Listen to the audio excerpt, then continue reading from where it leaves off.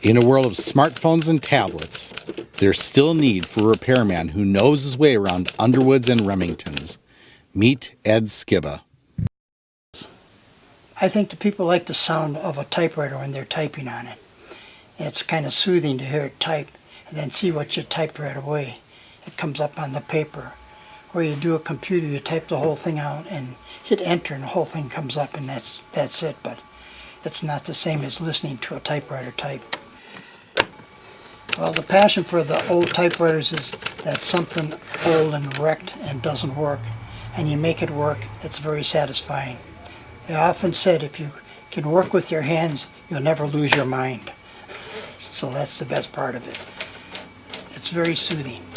Well, I got 62 years experience on working on different types of machines. I work on copiers, shredders, typewriters, calculators, adding machines, you name it. But typewriters are most interesting because the old ones come in, and people in Milwaukee hate to throw old things away. So that's the best part of it. See how the E fills up? Not only is there a scarcity of parts for typewriters, Skibba needs unique tools to fix them. It's a very important tool for a mechanical machine. So you don't have, we save them. It's a tool that's been around for quite a while. I don't even know if you can buy them anymore.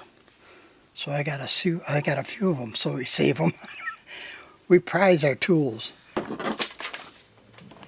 At 83, Skibba doesn't see giving up repairing typewriters anytime soon. As long as I can use my hands and my son can put the typewriters on my bench so I don't have to carry them, I can do it. Because it doesn't take anything to sit at a bench and work with your hands. And that's the nice part, working with the hands. Here we are. All done.